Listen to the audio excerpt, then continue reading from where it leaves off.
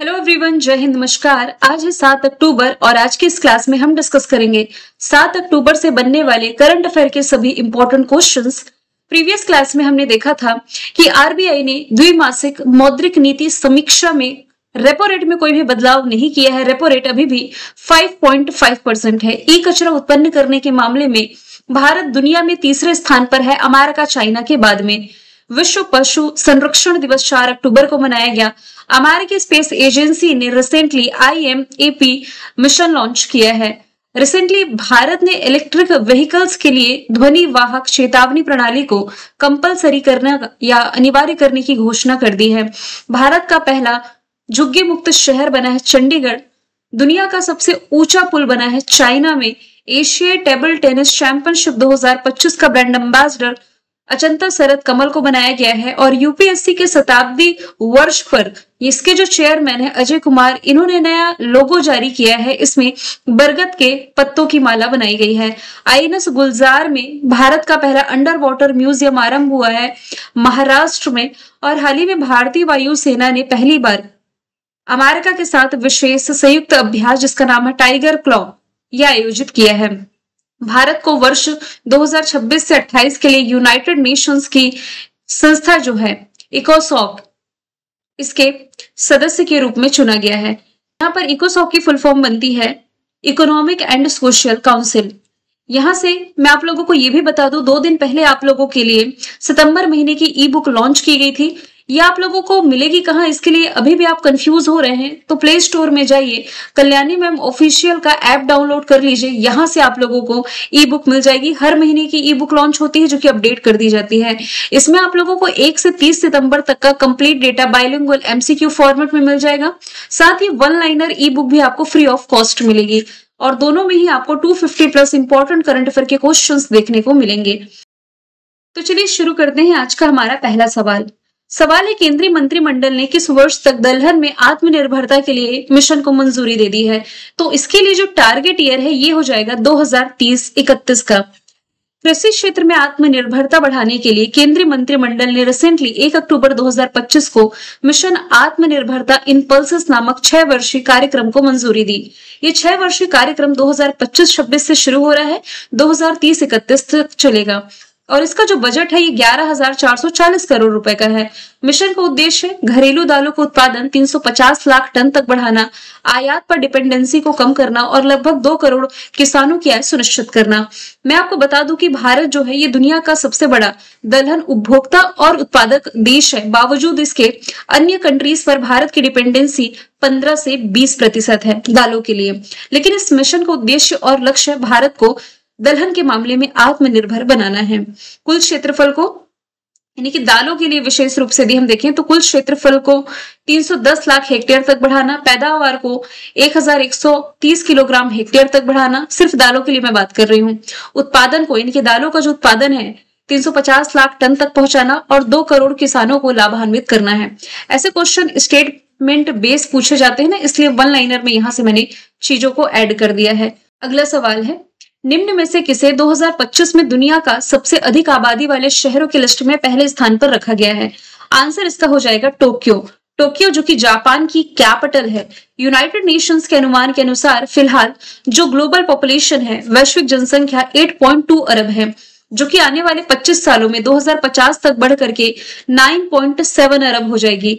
भारत और चाइना इस समय दुनिया के सबसे अधिक आबादी वाले देश हैं, लेकिन शहरों की बात की जा रही है तो टोक्यो में सबसे अधिक पॉपुलेशन बताई गई है। यहाँ लगभग 3.7 करोड़ की आबादी है।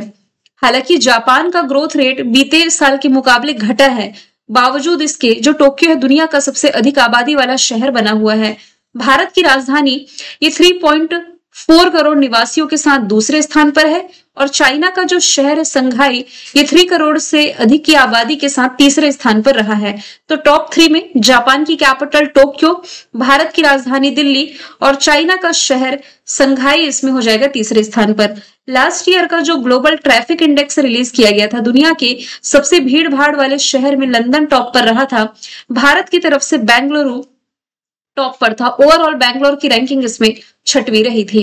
सवाल नंबर 3 है, हाल ही में हिम तेंदुओं की पूर्ण जनसंख्या का आकलन करने वाला भारत का पहला राज्य कौन बना? आंसर इसका हो जाएगा हिमाचल प्रदेश। इसके प्रमुख बिंदु मैंने ऐड कर दिए हैं जो कि आप स्टेटमेंट बेस बना सकते हैं। पहला राज्य जो कि हिमाचल प्रदेश बना है, जिसने की अपनी हिम तेंदुआ आबादी का व्यापक और वैज्ञानिक आकलन कर लिया है। इसने जो सर्वे किया था, इस सर्वेक्षण में 26,000 वर्ग किलोमीटर का क्षेत्र शामिल था। 271 कैमरा ट्रैप का इसमें उपयोग किया गया था। जानकारी ये कहती है कि 2023 में किए गए सर्वेक्षण से पता चला है कि हिमाचल प्रदेश में 83 स्नो लेपर्ड यानी कि हिम तेंदुआ है, जो 2021 के सर्वे में पाए गए 51 से अधिक है। लास्ट टाइम जो सर्वे हुआ था 51 था, उससे अभी आबादी बढ़ती हुई नजर आई है। सहयोग की यदि बात की जाए तो ये जो सर्वे है ये प्रकृति संरक्षण फाउंडेशन के सहयोग से आयोजित किया गया। अंतरराष्ट्रीय हिम तेंदुआ दिवस 23 अक्टूबर को मनाया जाता है, ये भी आपको मालूम होना चाहिए। हिमाचल प्रदेश की राजधानी शिमला धर्मशाला है। मुख्यमंत्री सुखविंदर सिंह सुक्खू, राज्यपाल शिव प्रताप शुक्ल हैं। करंट अफेयर के फैक्ट यदि हम देखें तो शीत मरुस्थल बायोस्फीयर रिजर्व जो घोषित हुआ यही है। भारत का चौथा पूर्ण साक्षर राज्य भी यही हो जाएगा। राजा खास गांव हिमाचल प्रदेश का पहला सौर मॉडल गांव बना है। राशन कार्ड के लिए फेस आईडी का उपयोग करने वाला पहला राज्य मुख्यमंत्री सुख शिक्षा योजना। इसके अलावा महिलाओं के लिए शादी की उम्र 18 से बढ़ के 21 इसने करी थी। ड्रोन पॉलिसी को मंजूरी देने वाला पहला राज्य है। पल्लास कैट का पहला फोटोग्राफिक प्रमाण यही प्राप्त हुआ है। हिमाचल प्रदेश ने औषधि उपयोग के लिए भांग की खेती को एज अ पायलट प्रोजेक्ट मंजूरी दी। और सोलन जिले के दमोटा में उत्तर भारत के पहले 1 मेगावाट हरित हाइड्रोजन संयंत्र की आधारशिला रखी गई। अगला सवाल है, किस राज्य के कोंडा रेड्डी पल्ली गांव को दक्षिण भारत का पहला 100% सौर ऊर्जा से संचालित गांव घोषित किया गया? आंसर इसका हो जाएगा तेलंगाना। तेलंगाना का ये गांव है और यही बना है दक्षिण भारत का पहला 100% सोलर एनर्जी से संचालित गांव। ये राज्य सरकार की हरित ऊर्जा मिशन के तहत ये लक्ष्य इसने हासिल कर लिया है। स्थिति मैंने बता ही दी है, तेलंगाना में है, नागर कर्नूल जिले के वंगूर मंडल में है। 100% सोलर एनर्जी से संचालित इस परियोजना के तहत गांव के 514 घर, 11 सरकारी भवनों को 1500 किलोवाट की सोलर एनर्जी या सौर प्रणाली से कनेक्ट किया गया है। लाभ क्या है इसका? तो देखिए, इस पहल से ग्रामीणों को बिजली बिल से मुक्ति मिली है।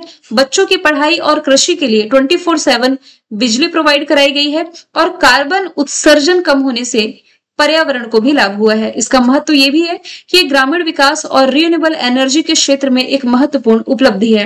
तेलंगाना की राजधानी हैदराबाद, मुख्यमंत्री रेवंत रेड्डी, राज्यपाल जिष्णुदेव वर्मा है। सबसे अधिक अंगदान इसी राज्य में हुआ। रायतु भरोसा स्कीम इस साल का मिस वर्ल्ड प्रतियोगिता हैदराबाद ने होस्ट किया, जिसमें की थाईलैंड की ओपल सुचाता विजेता है। बतखुम्मा फेस्टिवल, राजीव विकासम योजना, दुनिया का सबसे बड़ा 3D प्रिंटेड टेम्पल, ऑपरेशन मुस्कान 11 चलाया गया। नीति आयोग का महिला उद्यमिता चैप्टर पाने वाला पहला राज्य, एशिया का सबसे बड़ा जनजातीय फेस्टिवल समक्का से रखा। तेलुगु भाषा को अपने सभी सरकारी स्कूलों में कंपलसरी किया। मोहम्मद सिराज को डीएसपी का पद। भारत का टीबी परीक्षण में उत्कृष्ट प्रदर्शन के लिए इसे मान्यता मिली है। और तेलंगाना में सार्वजनिक वितरण प्रणाली के माध्यम से फ्री में चावल डिस्ट्रीब्यूट किए गए। तेलंगाना के राज्यपाल जिष्णुदेव वर्मा ने दुनिया के पहले ऊर्जा संचरण बाबूजी वनम का उद्घाटन यहाँ किया और इंदिरा सुरागिरी जला विकासम योजना की शुरुआत की गई। अब यहाँ पर भारत के पहले राज्य की बात की जा रही है। हाल ही में जो भारत के पहले राज्य बनी, केवल वही फैक्ट बताऊंगी क्योंकि ये स्लाइड हम आए दिन रिवीजन करते रहते हैं। बालोद जो कि छत्तीसगढ़ का जिला है, भारत का पहला ऑफिशियली रूप से बाल विवाह मुक्त जिला, पहला ऐसा जिला जो कि बाल विवाह मुक्त घोषित किया गया है। भारत का पहला इंटीग्रेटेड न्यूरो पुनर्वास केंद्र ये गोवा में शुरू किया गया। सरकारी कर्मचारियों के लिए सबैटिकल लीव योजना शुरू करने वाला पहला राज्य ये सिक्किम हो जाएगा। क्रूज भारत मिशन में शामिल पहला राज्य ये गुजरात हो जाएगा। भारत का पहला हॉर्नबिल संरक्षण केंद्र तमिलनाडु में और भारत की पहली खनन पर्यटन परियोजना की शुरुआत झारखंड में। भारत की पहली एआई यूनिवर्सिटी महाराष्ट्र में। जहाजों के लिए समर्पित नीति पेश करने वाला भी पहला राज्य महाराष्ट्र है और गाय को राजमाता की उपाधि देने वाला भी पहला राज्य महाराष्ट्र है। भारत का पहला लकड़ी का गुरुद्वारा पंजाब में हमने देखा है। भारत का पहला पूर्ण डिजिटल साक्षर राज्य यदि पूछा जाए तो ये केरला हो जाएगा। बाकी के फैक्ट हम डिस्कस करते ही रहते हैं। नेक्स्ट यदि हम चले, किस देश में असमिया गायक जुबीन गर्ग को श्रद्धांजलि देते हुए अपने एक द्वीप का नाम बदल करके इन्हीं के नाम पर रख दिया है, जुबीन गर्ग द्वीप। तो देखिए सिंगापुर में अभी इनकी डेथ हुई थी स्कूबा डाइविंग के दौरान, तो सिंगापुर की ही सरकार ने उस आइलैंड का नाम जुबीन गर्ग आइलैंड कर दिया है जहां पर इनका निधन हुआ था। तो गूगल मैप पर इस आइलैंड का नाम आप लोगों को जुबीन गर्ग आइलैंड देखने को मिलता है। सिंगापुर की capital Singapore city, currency dollar, राष्ट्रपति हो जाएंगे थर्मन मुगुनरत्नम और प्रधानमंत्री हो जाएंगे लॉरेंस वोंग। करंट से यदि रिलेट करेंगे तो यहाँ जो सिंगापुर है, देखिए मैंने ऐसा क्वेश्चन में लिखा भी है कि किस देश ने भारत की मलक्का जल डमरू मध्य गश्ती योजना का समर्थन किया, तो ये सिंगापुर है। पैसिफिक रीच 2025 अभ्यास ये सिंगापुर में शुरू किया गया, जिसमें कि भारतीय नौसेना के जहाज आईएनएस निस्तार और सबमरीन रेस्क्यू यूनिट ने पार्टिसिपेट किया। 2025 में जारी किए गए आर्थिक स्वतंत्रता सूचकांक में सिंगापुर टॉप पर है, भारत की रैंकिंग इसमें 128वीं हो जाएगी। सवाल छठवां है, किन दो देशों की सेनाओं के बीच द्विपक्षीय नौसैन्य अभ्यास जिसका नाम है कोंकण ये शुरू हुआ, तो कोंकण और अजय वॉरियर ये दोनों ही भारत और ब्रिटेन के बीच होने वाली एक्सरसाइज है, जिसमें कि कोंकण ये नेवल एक्सरसाइज है। 5 अक्टूबर से शुरू हुई है, 12 अक्टूबर तक चलेगी। भारतीय नौसेना और रॉयल नेवी यानी कि ब्रिटेन की नौसेना इसमें पार्टिसिपेट कर रही है। यदि मैं अदर ऑप्शन की बात करूं तो अमेरिका के साथ जो भारत की एक्सरसाइज होती है, अभी रिसेंटली टाइगर क्लॉ हुआ है, पहली बात तो आप ये याद रखें। इसके अलावा युद्ध अभ्यास कोप इंडिया, वज्र प्रहार, टाइगर ट्रंप और तरकस है। ओमान के साथ यदि रिलेट करेंगे तो नसीम अल बहर एक्सरसाइज का आयोजन होता है। जापान के साथ शिन्यू मैत्री, धर्म गार्जियन, वीर गार्जियन और जिमेक्स आप रिलेट कर सकते हैं। सवाल नंबर 7वां है, विश्व पर्यावरण दिवस 2025 किस तारीख को मनाया गया, तो ये रिसेंटली मनाया गया है अक्टूबर महीने के पहले सोमवार को, और अक्टूबर महीने का जो पहला सोमवार था ये था 6 अक्टूबर को। दुनिया भर के लोग विश्व पर्यावरण दिवस के रूप में मनाने के लिए एकत्रित होते हैं, जो मानव बस्तियों की स्थिति और प्रत्येक व्यक्ति के पर्याप्त आश्रय के अधिकार पर चिंतन करने का एक अवसर है। इस बार की थीम रही है शहरी संकट प्रतिक्रिया यानी कि अर्बन क्राइसिस रिस्पॉन्स। यहां से यदि मैं बात करूं अक्टूबर महीने में जो अदर इंपॉर्टेंट डेज हमने देखे हैं, इसमें आप रिलेट कर सकते हैं 1 अक्टूबर का दिन। जो 1 अक्टूबर का दिन है, इस दिन विश्व अंतरराष्ट्रीय वरिष्ठ नागरिक दिवस मनाया गया। इसके अलावा 2 अक्टूबर को मनाया गया है गांधी जयंती और लाल बहादुर शास्त्री की जयंती। इसके अलावा 4 अक्टूबर को हमने देखा है विश्व पशु संरक्षण दिवस। नेक्स्ट यदि हम चलें, हाल ही में संपन्न हुए विश्व पैरा एथलेटिक्स चैंपियनशिप 2025 में भारत ने कितने मेडल जीते। रिसेंटली विश्व पैरा एथलेटिक्स चैंपियनशिप संपन्न हुआ है राजधानी दिल्ली में, जिसमें कि भारत ने कुल जीते हैं 22 मेडल्स, जिसमें कि 6 गोल्ड है, 9 सिल्वर है और 7 ब्रॉन्ज है। तो भारत का ये अब तक का सर्वश्रेष्ठ प्रदर्शन आप कह सकते हैं। 104 देशों के 2000 से अधिक एथलीट्स ने इसमें पार्टिसिपेट किया है। तो देखिए पदक तालिका में आप ये देख पा रहे हैं कि इसमें ब्राजील पहले स्थान पर है। ब्राजील ने कुल 44 मेडल्स जीते हैं, जिसमें कि 15 गोल्ड है, 20 सिल्वर है और 9 ब्रॉन्ज है। दूसरे स्थान पर है चाइना, 13 गोल्ड, 22 सिल्वर, 17 ब्रॉन्ज, कुल 52 medal. Iran 9 gold, 2 silver, 5 bronze, कुल 16 मेडल के साथ तीसरे स्थान पर। इंडिया की रैंकिंग 10वीं है, 6 gold, 9 silver, 7 bronze, total 22 medal Bharat के नाम रहे हैं। अब इसमें देखिए गोल्ड किन्होंने जीता है, सिल्वर किसने जीता है, ब्रॉन्ज किसने जीता है। ये स्लाइड पूरी मैंने ऐड कर दी। मैं फिर से कहूंगी बहुत ज्यादा इंपॉर्टेंट नहीं रह जाता। जिन खिलाड़ियों ने गोल्ड मेडल जीता है ये आप जरूर याद रखें। मैंने आपको बताया था ना करंट अफेयर में कि शैलेश कुमार ने भारत को पहला गोल्ड दिलाया इस वर्ल्ड पैरा एथलेटिक्स चैंपियनशिप में। किसमें, तो हाई जंप में। अब यहाँ जो लिखा हुआ T12, T47, F62, तो ये विकलांगता की कैटेगरी है, ये आपको याद रखने की जरूरत नहीं है। यहाँ पर जो गोल्ड मेडलिस्ट रहे इनका नाम मैं पढ़ देती हूँ। सिमरन शर्मा, निषाद कुमार, सुमित अंतिल, संदीप संजय सरगर, रिंकू हुडा और शैलेश कुमार। मेजबान शहर दिल्ली है। जवाहरलाल नेहरू स्टेडियम में 27 सितंबर से 5 अक्टूबर तक ये खेला गया। भारत की रैंकिंग 10वीं है और पदक तालिका में 22 मेडल जीते हैं भारत ने, 6 गोल्ड, 9 सिल्वर और 7 ब्रॉन्ज। अब यहाँ से स्पोर्ट्स के करंट अफेयर का हम रिवीजन करते हैं। वनडे में दूसरी सबसे ज्यादा विकेट लेने वाली भारतीय गेंदबाज दीप्ति शर्मा है। दलीप ट्रॉफी के 62 एडिशन को अपने नाम किया सेंट्रल जोन ने। काफा नेशंस कप, इसमें भारत ने ब्रॉन्ज जीता। पुरुषों का एशिया हॉकी कप जो राजगीर ने होस्ट किया था, भारत विजेता है। अभी जो यूएई में एशिया कप हुआ था, क्रिकेट एशिया कप, इसका विजेता भारत है पाकिस्तान को हरा करके। यूएस ओपन का खिताब जीता है कार्लोस अल्कराज ने, स्पेन से है। मेल कैटेगरी में, फीमेल कैटेगरी में बेलारूस की अरियाना सबालेंका विजेता है। सैफ अंडर 17 महिला चैंपियनशिप भारत ने फाइट वर्ल्ड कप इस साल गोवा होस्ट करेगा। डायमंड लीग में नीरज चोपड़ा ने सिल्वर जीता है। राष्ट्रमंडल भारत तोलन चैंपियनशिप में गोल्ड जीता मीराबाई चानू ने। एशियाई शूटिंग चैंपियनशिप कजाकिस्तान में हुई, मनु भाकर ने ब्रॉन्ज जीता। भारत के 89 नंबर के ग्रैंड मास्टर रोहित कृष्णा बने। बॉक्सिंग चैंपियनशिप थाईलैंड के बैंकॉक में हुई। वर्ल्ड चैंपियनशिप ऑफ लेजेंड्स ये साउथ अफ्रीका ने जीता। कोनकाकैफ गोल्ड कप मैक्सिको ने। फीफा रैंकिंग में अर्जेंटीना टॉप पर है, भारत की रैंकिंग 133वीं है। और फाइड महिला शतरंज वर्ल्ड कप जीतने वाली पहली भारतीय बनी है दिव्या देशमुख। सीमा सड़क संगठन यानी कि बॉर्डर रोड ऑर्गेनाइजेशन, इसने किस राज्य केंद्र शासित प्रदेश में 19,400 फीट की ऊंचाई पर दुनिया की सबसे ऊंची मोटर योग्य सड़क का निर्माण किया है?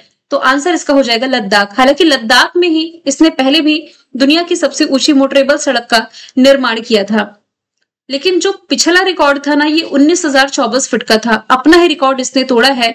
इसने लद्दाख में समुद्र तल से 19,400 फीट की ऊंचाई पर दुनिया का सबसे ऊंचा मोटरेबल सड़क का निर्माण कर दिया है, मिगला दर्रे के पास। ये भी आप याद रखेंगे। देखिए, जो पिछली सड़क थी ये उमिंगला दर्रे पर थी, अभी जो बनी है ये बनी मिगला दर्रे पर, तो इसमें आप कंफ्यूज नहीं होइएगा। कहां पर है? तो लद्दाख में। निर्माण किसने किया? बॉर्डर रोड ऑर्गेनाइजेशन ने। हालांकि सीमा पर सड़क बनाने का काम ना ये बीआरओ के पास ही होता है। मिगला पास यानी कि मिगला दर्रे के पास है, 19,400 फीट की ऊंचाई पर है। पिछला रिकॉर्ड उमलिंगला के पास था, 2021 में था जो। अब रणनीतिक महत्व इसका ये है कि ये फुक्चे का तीसरा मार्ग तैयार हुआ है जो कि लाइन ऑफ एक्चुअल कंट्रोल के पास में है। इससे पर्यटन और कनेक्टिविटी में वृद्धि हुई है। अब देखिए, लद्दाख की स्लाइड मैंने ऐड करी है, तो उपराज्यपाल का नाम थोड़ा आप अपडेट करेंगे। कविंदर गुप्ता ये है। अब लद्दाख की राजधानी है लेह कारगिल है, जिले हो जाएंगे 7। ह्यूमन आउटर प्लेनेटरी एक्सप्लोरेशन यानी कि होप रिसर्च स्टेशन यहाँ स्थापित किया गया। लद्दाख के पहले पोलो स्टेडियम का उद्घाटन, दुनिया की सबसे ऊंची इमेजिंग चक्र वेधशाला का उद्घाटन हिलने लद्दाख में किया गया। भारत में सबसे अधिक हिम तेंदुओं की संख्या यहीं पर है, 477। काकसर ब्रिज का नाम कैप्टन अमित भारद्वाज सेतु किया गया है। इसरो का पहला एनालॉग अंतरिक्ष मिशन यहाँ लॉन्च किया गया। और देश में खेलों को बढ़ावा देने के पर्पज से लेह लद्दाख में दुनिया का पहला हाई एल्टीट्यूड वाला पैरा स्पोर्ट्स सेंटर स्थापित किया जाना है। सवाल 10वां है, अक्टूबर 2025 में अरब सागर में बना जो चक्रवात है शक्ति, इसका नामकरण किस देश ने किया? आंसर हो जाएगा श्रीलंका, ऑप्शन नंबर बी। तो ये एक सीवियर साइक्लोनिक स्टॉर्म यानी कि गंभीर चक्रवाती तूफान है। किस कैटेगरी में है? अब आपको बताना कमेंट बॉक्स में। टॉप 5 कैटेगरी जो साइक्लोन की है, मैंने 2 बार आप लोगों को रिसेंटली पढ़ाई है। इसमें हवा की गति जो है 89 किलोमीटर पर आ रही है। शक्ति नाम का अर्थ होता है शक्ति या ऊर्जा, जिसे श्रीलंका ने विश्व मौसम संगठन के पैनल के तहत प्रस्तावित किया था। इस नामकरण प्रणाली में 13 देश शामिल हैं जो उत्तर हिंद महासागर क्षेत्र में बनने वाले चक्रवातों के नाम तय करते हैं। श्रीलंका की commercial capital Colombo, executive capital Jayawardenepura कोटे, प्रेसिडेंट हो जाएंगे अनुरा दिसानायके, प्रधानमंत्री हरणी अमरसूरिया। इसके अलावा सिंगली और तमिल यहाँ की ऑफिशियल लैंग्वेज है। पूर्व राष्ट्रपति और 6 बार यहाँ के प्रधानमंत्री रह चुके रनिल विक्रमसिंघे को गिरफ्तार किया गया। सिलेनिक्स अभ्यास भारत श्रीलंका के बीच होता है। कटरा गामा इसाला फेस्टिवल मनाया गया। पोसोन पोया फेस्टिवल। भारत और श्रीलंका के बीच ट्रेड को बढ़ावा देने के लिए लीबा यानी कि लंका इंडिया बिजनेस एसोसिएशन का गठन किया गया। पुरुषों का T20 world cup next year Bharat Sri Lanka मिलकर होस्ट करेंगे। भारत श्रीलंका के बीच गल्फ ऑफ मन्नार और पाक स्ट्रेट की भी लोकेशन है। इसी पाक स्ट्रेट में तमिलनाडु सरकार के द्वारा भारत का पहला डुगोंग संरक्षण केंद्र स्थापित किया जा रहा है। मैंने कल आपसे पूछा था नेपाल के बाद हिंद महासागर का कौन सा द्वीपीय देश है जहां पर जेनजी के जबरदस्त प्रदर्शन के बाद यहाँ की राष्ट्रपति ने सरकार को भंग किया? आंसर था मडागास्कर। आज का सवाल है, प्रधानमंत्री नरेंद्र मोदी ने आरएसएस के शताब्दी समारोह में 100 रुपए का स्मारक सिक्का जारी किया। भारतीय मुद्रा पर पहली बार कौन सा चित्र अंकित किया गया? आंसर इसका जो भी आप कमेंट बॉक्स में बताइए। मिलेंगे नेक्स्ट वीडियो में। Thank you so much.